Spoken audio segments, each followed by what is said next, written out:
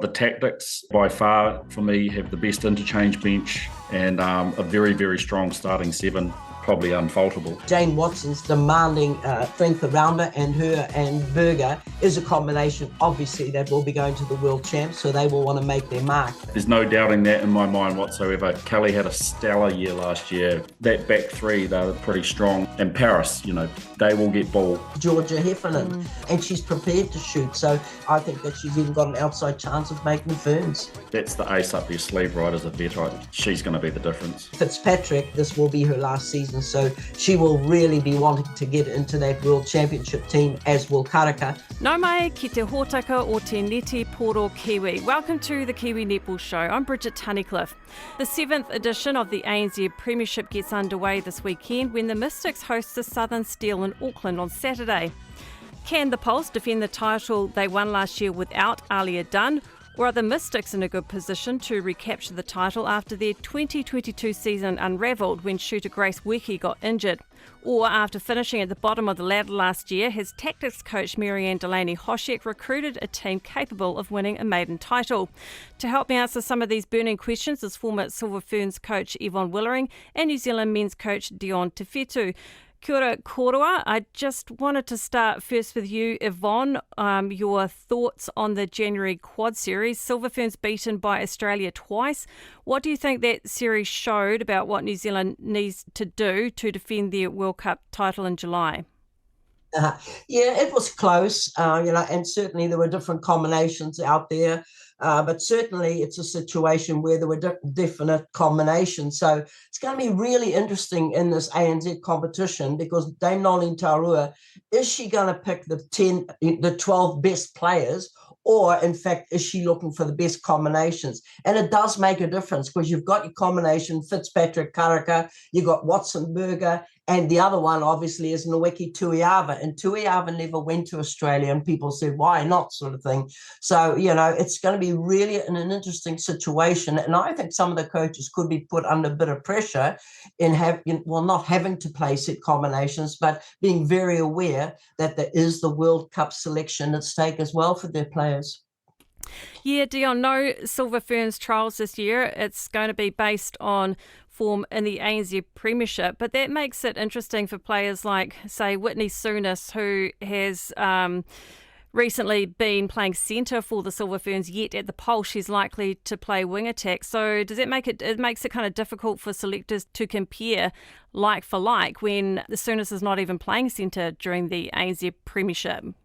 Yeah, I guess they just have to look at the past form in that situation. And I mean, personally, I think they should look at combinations for this team going away to this year's World Cup. That's just my personal opinion.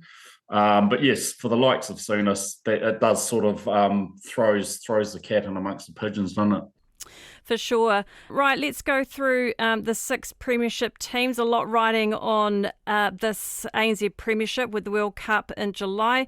Let's start with the Mystics, who looked like they were on track to defend their title last year before losing 4 straight games when Grace Whetu rolled her ankle. They have the most settled lineup of all the teams with just 2 changes. Yvonne, they've got to be in a good position, don't they, with a fully fit Grace, who's taken her game to new heights on the international stage, and with Peta Tuiava, we know they're going to be potent on attack. Yeah, and it's interesting because people, they say there's not the total reliance on Nweki. Listen, the Mystics are based around Nweki, and I found it interesting. The coach mentions the Mystics way, and I'm going, what is that? What is the Mystics way? And if you're honest, if you look at them, there is a great reliance on the Tuiava-Nweki combination, and Earl's involved in that as well. But to say they don't rely on her, and you alluded to it, there are games and quarters that they lost, and the reason they lost really was that Nweki didn't feature. And I agree, other players, they've got a really settled defensive lineup, but at the end of the day, the shots have to go through the hoop, and she's very accurate under the post. Yeah, I agree with you. Of course they rely on Wiki. If you've got a shooter capable of shooting 40 plus a game, yeah, you're going to rely on that person. Dion, at the same time though, Phil DeVue, Monica Faulkner, they need to be prepared to go to the post and to just take some of the heat off Grace and avoid the Mystics becoming too predictable. Yeah, and Felder did that to a certain degree. I remember last year when she was playing in the circle with Grace, and it really stifled the opposition defense because they had to, one-on-one Grace is hard to stop, right? Particularly if she stands high up in the circle. Yeah, I mean, I totally agree with Yvonne. The Grace factor is huge, and I alluded to it last year. What happens? It was this time of the year, I think it was, when I said what happens if she gets injured, and we saw what happened. So yeah, I know. There's still some lot of talent around that they can draw on, and I'm not too sure who's in their National Netball League team, but yeah, it's going to be interesting. Yeah. Just on that though, like you have got Faulkner and Willering, and I agree. What needs to happen with the Mystics is their goal attacks need to start taking some shots. You have a look at it, and generally speaking, yep, everyone looks to feed to Nweki under the post. But because they do that, it means both defenders from the opposition are going to mark her really tight, and sometimes, she very much says, she's being done in by the opposition. Whereas if a goal attack starts shooting, then it means one of those defenders has to start marking that goal That's attack. right. Leaves it one-on-one. So, it's a situation where, whilst it's easy to feed, at times easy to feed Nweki, sometimes I think that, the goal attacks need to take responsibility and start shooting. Yeah, I have to say Monica Faulkner looked really sharp at pre-season tournament. Hopefully she can keep consistency throughout the season. Defensively, with Silver Ferns, Phoenix, Karaka and Sulu Fitzpatrick, they'll be strong. And Dion, I'm thinking Kara Stith, she's fully contracted this year. I'm thinking she can put genuine pressure on those two players for court time. Yep. Yeah, I mentioned her. I mentioned her. Like I was on Otaki watching, and I walked past the Mystics while they were warming up, and man, they are a tall team. But that Stith is definitely, we talked about this last year. She's a player of the future, and she made some real impact in that tournament in Otaki, and she's going to be putting the pressure on those two ladies for sure. But I think that she's going to be utilised as a sub. And this is where I came out before, like you've got your Karaka and Fitzpatrick combination. And that's a combination, obviously, that's looking towards the Silver Ferns. And I'm not saying they're both going to make it. But then you've got a player like Stith, who is a newcomer. But boy, even last year when she took to the court, she makes a difference. Absolutely. Would she be in the starting lineup in a tough game? Probably not. Not yet. Not yet. No. Her time will come, but certainly player of the future. I actually had a bit to do with her coaching wise, and I enjoy her. She was in the under-21s, and I can just see her progress. Probably even with every game played. Yeah. Okay, let's go to the Stars. The South Auckland-based side were runners-up last year. They've made 3 changes to their side. And despite making last year's final, the Stars were the least accurate team in the league, shooting at 80%. They also hovered around that mark in 2021, and I think it's a bit of an Achilles heel for them. I just feel if they can't improve on their shooting accuracy, they could struggle given the defenders they've lost. Dion, crucial for the Stars that Maya Wilson can achieve high shooting percentages, but she also needs the support in that area from Jamie Hume and Amarangi Malisala. Yeah, I sometimes, and again, watching Maya in Otaki, it kind of feels like she shoulders the responsibility for that whole attack end when she, she just shouldn't be. And I don't know whether that's something that needs to be spoken about amongst the team. Obviously, she gets the wobbles with her shooting, and I do think it'll be interesting with Gina coming back into the mix, just to take that pressure off her. But I do hope that Maya can shake off those wobbles this year and just really perform like we know how she can. Yeah, we know the star shooters will be fed well by Gina Crampton and Mila Ellie Buchanan. The Stars defensively had the second best defensive record last season, and I think to be successful, they're going to need to continue to get a lot of ball again. But they have lost Anna Harrison and Kayla Johnson. So, Yvonne, a big job there for the others. Ali Tembu will anchor that defensive end. Yeah, and she really still is a relatively inexperienced player. Yeah, no Anna Harrison, and she was so experienced, and she ruled that whole defensive third. And also Kayla Johnson going out at a late time, it meant that they had to look outside contracted players or an import player. So that also made it very difficult for them. Don't forget they thought they had Kayla Johnson there.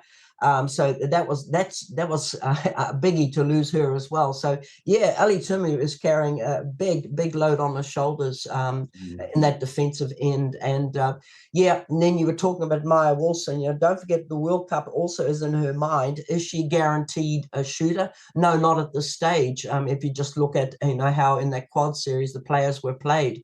So it'd be interesting to see if she has some games at goal attack as well, because that's something certainly they would look at. Obviously with Nweki at goal shooter. Okay, let's go down to the Magic. They've had a few lean years, finishing wooden spooners in 2020 and 2021, fifth last year.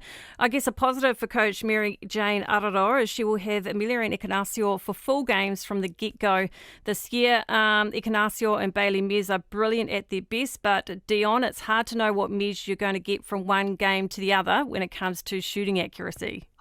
Yeah, it's the old story, isn't it? I was having a chat amongst some of the New Zealand boys, and we were sort of thinking, should she have been converted into a defender years ago? That's so funny you say that, because I've thought about that. Yeah, she has got mad agility. Yeah. Yeah, and but maybe getting a bit late now, but yeah, go ahead. Yeah. just well, we digress. But her athleticism, could you imagine her hovering around, in that sort of goal keep area? I think she'd put the wind up a few people. But look, she is a shooter and she's playing in the shooting circle. MJ knows what she's doing, and like you say, I mean, if she's on, they'll be hard to beat. I think their biggest Achilles heel is their defensive end. Yeah, I was going to get to that, Yvonne. I really rate Georgia Tong. But, what's her best position? And I'm not sure how well Tong and Erina Makaire really complement each other. It just seems that they haven't got the right balance in that defensive end. They don't have a choice because there's no Ocean Mahi. She's injured. So that's really what they have right now. And in the past, like last year, they had problems going through the mid-court. And certainly they've now got a specialist wing attack in Wilborn. But also they've got Charlotte Alley. And she comes from the Tactix. And I actually really rate her. She's a wing defense, but could probably go into centre. But I think Edgecombe probably could go into centre. But don't forget, they've still got Kirsten as well. So, yeah, I think you're right. I think defensively they're really short and they're limited there. And it's all very well, having Ekenasio doing the bulk of the shooting, and she will. And Bailey Mes at times, I agree, like she's basically becomes a feeder, and people have tried her in the wing attack position. So, for that particular reason. But I agree with you. I think that actually defensively she's a pretty good player. But yeah, we need to see both Ekenasio and Bailey Mes at their best. But having said that, defensively, you still got to get ball. Yeah, I do fear for them, particularly down in the circle there. But if you look at what they have got in the midcourt, Charlotte and Claire, is their idea to shut that ball down before it even, or even just. If wing Ds are applying really good pressure on the ball, it does make the circle defender's job a lot easier. But, man, they're going to have to be doing a power of work for the whole 60 minutes. Yeah, and Makaire, we've seen her come out for intercepts. And Georgia, was Tong. It's no longer Tong. I think she's married now. Takarangi, I think her name is. They can come out, but unfortunately, like last year, I mean, I rated Makaire. She came out for intercepts and stuff, but it's inconsistent. And, and so it's a bit like Mes, I suppose, when she's on, man, she's on. But when she's off, well, they're in trouble. So, yeah, they really have to put in a team performance week in and week out. Yeah, and obviously they're going to miss Sam Winders in the midcourt, probably one of the best, most consistent players in recent years. But at least this year they've got a genuine wing attack specialist in Simone Wilbur. And I agree, Charlotte Ellie from the Tactix will be a handy addition to the Magic midcourt. Right, let's go to the Pulse. There have been 4 changes to the defending champions' 10-player roster, and the most significant was the loss of goal shooter Alia Dunn after 5 seasons. Dion, losing Alia Dunn, you can't get around it. It's a big deal. Biggest shooting stats last year. I mean, I know Grace got injured, but Alia she topped the table last year. Yeah, look, there's no doubting that she is a big loss, and I think Mvula, she will be a handy replacement. But then getting used to the New Zealand style of defending, that'll take her a wee while. Yeah, she's a big loss. Like, everyone knows she's a big loss. Personally, I think she should be in the black dress this year, but Wormsley, I think she has got more court time. Are you expecting more court time from Wormsley? Yeah, I think so, and she's a good player. I think Amelia, if she gets into her groove, gets that experience this year, she'll be a force to be reckoned with herself. Yeah, but Maturo and Mavula could form a really good combination. But exactly as you said, it's going to take a time. The Malawi way is different to certainly the Pulse way. They have a set style of play, and it isn't quite space marking. It's a combination of that, but also the one-on-one, but also they have a real specific culture. So I'm looking forward to seeing her out in action. But I'd say that some of the time, you're going to see more court time from Wormsley. Yeah, I think Joyce will blossom, but it might take a little bit of time. The Pulse had the best defensive record in 2022. Kelly Jury was a standout last year and worked well with Christiana Manua. Plus, you add Paris Mason to the mix this year. Dion, defensively, you would have to think they'll be up there again. Yep, there's no doubting that in my mind whatsoever. Kelly had a stellar year last year, capped off with the award towards the end of the year, which was well deserved in my opinion. That back three, they're pretty strong, and they also, I think the thing about them, if you watch them, is they just combine well. Like, there didn't seem to be any rust between them. They were quite seamless in what they were doing.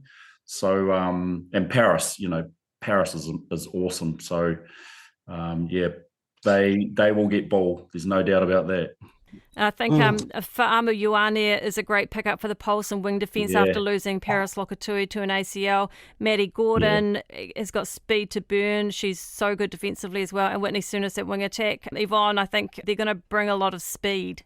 Yeah, absolutely. It's just going to see how that attacking end works. But I've always enjoyed watching the Jury Manua combination, and I thought she was a bit unlucky not to make that Silver Fern squad in the end. And I think that she's really improving a game, and the penalty count is getting less and less in the game, because initially she was pretty guilty of the penalties. Now, Paris Mason, again, she's a player of the future, and still inexperienced and sometimes can be expensive in penalties, but that's only because she's so enthusiastic. But she's a very worthwhile sub.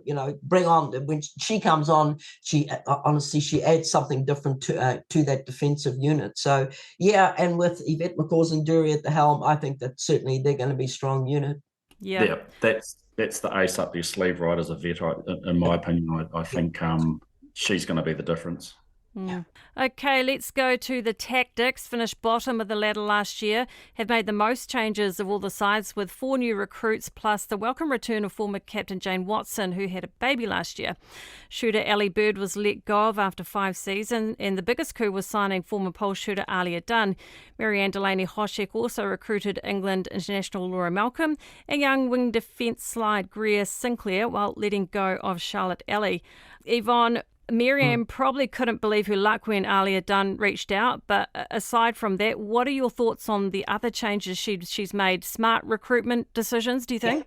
Absolutely. Yep, I think she's recruited really well. Ellie Bird, I rated her absolutely, but Dunn, wow, what a replacement in that goal shooting position. So, yep, it's that's a great recruitment. Malcolm in the mid-court, she's getting used to just the style of the tactics, and yes, they do space marking and straight line play, so she's getting used to that. And I also rate Paris Petera as a wing defender. Is a strong player, and yep, she's had limited court time, but I'm looking forward to seeing how she performs. But the person that's going to make the most difference, and don't forget, you've also got Kimi Oropoi in there, but the return of Watson is a biggie, because her combination with Berger obviously is one to watch, but also there'll be times, and that's when Berger's playing goal defense, but there'll be times when Berger also can play wing defense, Watson can go to goal defense, and you've got Kate Lloyd as a goalkeeper, and apparently, she is gaining in experience. I think that she was found wanting at times because she was sort of thrown in at the deep end, but she's certainly learning. So they're in a situation whereby they've got a number of combinations available to them, and I think that they're going to be right up there. And don't forget, Selby Ricketts is there as well in the shooting circle. So it's going to be an interesting team to watch. Dion, in 2021, Watson and Kartenberger boasted the best defensive record in the competition. There's got to be a good chance they will replicate that again this year, and they're both hungry, right? Yeah, I think they will. Watching them again, I know I keep talking about Otaki, but it's the only chance we've had to have a look at them. Jane and Karen and Lloyd, the three of them were just gaining so much ball time after time, particularly when Jane was at the back and Karen was at goal D, and then with the luxury just to push Karen over to the wing D position and push Jane up, and then have Lloyd come on. It was a bit of a nightmare for attackers, that's for sure. Yeah. It struck me how tall Kate Lloyd was. I didn't seeing her in the flesh. Wow, she's super tall. She is. Yeah. Okay, let's talk about the Southern Steel. Finished fourth last year, suffered a massive blow in the pre-season when George Fisher went down with a season-ending ACL injury. Iseta Otongavaia has been named as her replacement. She'll join Georgia Heffernan and Saviour Tui in the shooting circle. Yvonne, Fisher has scored the majority of the Steel's goals over the past two seasons. I guess we're going to see more of a moving circle this year. Yeah, but I feel for the Steel because the team was named and then they had to make all these changes. Don't forget Saunders was in the mix and Wolf was in the mix. They're both pregnant, and then suddenly Fisher's injured, and I agree. Fisher is an integral part of their team, so that was a major blow for them, and they were very lucky to pick up a new shooter who really still had limited court time for Magic last year, but I certainly rate her, so it'll be interesting to see how she goes. But the player in the shooting circle that I'm looking forward to seeing is Georgia Heffernan. I like her as a goal attack, and I think that she came back from an injury, and I think that she's just gaining in strength all the time, and she's prepared to shoot. So it'll be interesting to see how that combination works for them. And I rate her that highly that I think that she's even got an outside chance of making the Ferns. Yeah, from what I saw at the pre-season tournament, Georgia, she was everywhere. She's getting intercepts, doing long feeds into the circle, shooting from distance. Dion, this could be a big season for Georgia. Yeah. Just having those two girls, on the court at the same time is a huge asset for Curly down there. And I think there's definitely a lot of chat about her, being a bolter. And after 11 straight seasons, they will be without stalwart Shannon Saunders, the Steel, who recently gave birth, but they picked up Sam Winders, who seems to have slotted into the wing attack role quite seamlessly. Yvonne, good for Winders to an opportunity for her to polish her feeding game. Yeah, absolutely. And also just to have a change, and the wing attack position. Often when she was playing wing defence and centre, she was quite heavily penalised, and that probably went against her in the game, or she went offside. So it'll be really interesting to see if as a wing attack, she also adds a defensive element to her game there. So, looking forward to seeing her in a different culture, a different style of play, whereby she slots in with the people around her. Yeah, I think the mid-court could be their big strength. Kate Heffernan in the middle, Winders at wing attack, Renee Savainea at wing defence. Kate Heffernan's early forays into the centre position for the Silver Ferns have been very impressive. Can't wait to see where she goes with her game this year. I am going to ask you what your predictions are for top three. I'll start first. I'm thinking a repeat of the 2021 ANZ Premiership final, Mystics Tactix, with a fully fit Grace Whetu. The Mystics will be hard to stop on attack. The Tactix will have to have one of the best defensive records in the competition, but the difference this year is they will have an attacking end to really match that. And I also think the Pulse will be finals contenders. As you were saying, Dion, you can't underestimate an Yvette McCall's and jury coach side, and they could go close this year. No doubt they're going to have another big year defensively. Dion, your top three? In no particular order. I've got the Pulse, and I've written in my side notes because just coach and pedigree. I've got the Tactix. They, by far, for me, have the best interchange bench, including slides, and a very, very strong starting seven, probably unfaultable. And the Mystics, they're again very strong. They've got great leadership in that team, and they've got the grace factor. Okay, Yvonne, I know you don't like making predictions before the season starts, but can I push you for a top three? Yeah, because normally, like the pre-season tournament, that really is just a question of trying out combinations. Tactix, they had 3 wins there. Mystics, they played one more game and they lost one. So you look at that, and you go, well, they got to be there. Nah, preseason means nothing. Normally, I would say to you, hey, listen, let me have a look at a couple of games, then I'll tell you. But I'm totally the same with you. I think you got a situation. Pulse, they know what's required to win. They know how to win. So that's, on their side. You've got Tactix, who have certainly recruited well. Jane Watson's demanding, strength around her, and Berger is a combination, obviously, that will be going to the world champs, so they will want to make their mark. And Mystics, yep, you got the combinations, and we can't just say Grace Whetu, but she is a big part in their team. But it's also that defensive unit. And you've got a situation where Fitzpatrick, she's already indicated that this will be her last season, so she will really be wanting to get into that world championship team, as will Karaka. And on the other side, you've still got, and we haven't spoken about her, Sokolitz Beatson. So very tall timber in the back there. So I'm expecting those 3 teams to be there. What I also really want from the ANZ Championships is closely contested games. We really need them, one for the spectators, but also obviously leading into the World Championships. Also, don't want to think too far ahead, but Netball New Zealand just announced that this year's grand final will be played in Hamilton on the 4th of June. They say they had to secure a venue early just to guarantee that they would have a venue. So it's quite possible that hometown advantage might not be a factor the way it has in previous years. Yvonne, what are your thoughts on the grand final venue?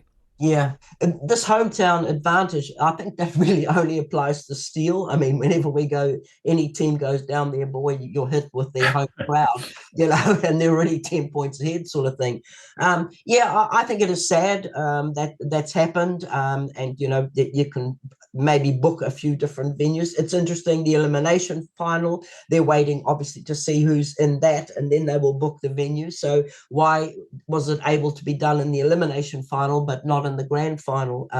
If they found that this is the way it has been in the past, and certainly we're talking about hopefully big numbers attending, but it's just, and I said to you before, it's still a court, and you can utilize the spectators as you want, really, on the court. All I want is that the stadium is full of people, and there is a quality final.